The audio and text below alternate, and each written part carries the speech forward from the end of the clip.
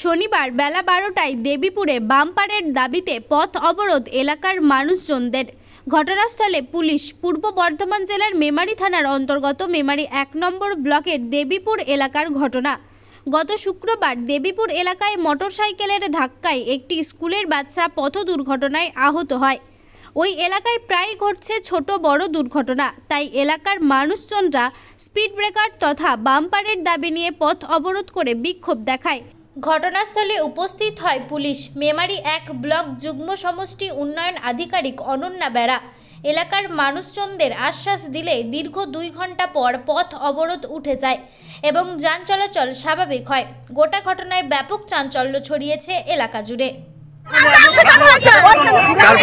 কবে হয়েছে? কি হয়েছে এখানে? এটা কোন জায়গা? তারপর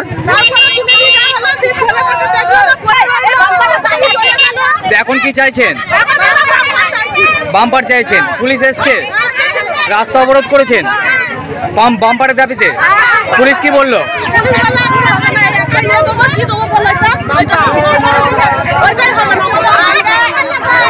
যতক্ষণ না আপনাদের দাবি মিটছে কি অবরোধ চালিয়ে যাবেন?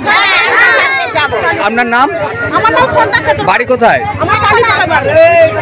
বাড়িতে রং করবেন ভাবছেন? বাড়ির সৌন্দর্যের জন্য সঠিক ব্র্যান্ডের রং খুঁজছেন অথবা দক্ষ রং মিস্ত্রির খোঁজ করছেন?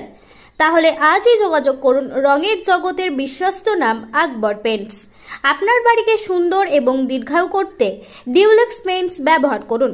আকবর পেইন্টসে একটা কল করলেই আপনার বাড়িতে পৌঁছে যাবে কোম্পানির অভিজ্ঞ স্টাফরা এবং রং সম্বন্ধে যাবতীয় পরামর্শ প্রদান করবেন বিনামূল্যে।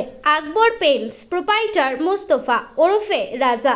মোবাইল নাম্বার 8479949905 অথবা 9749031468। চাকতিপাড়া, মেমারি, বর্ধমান।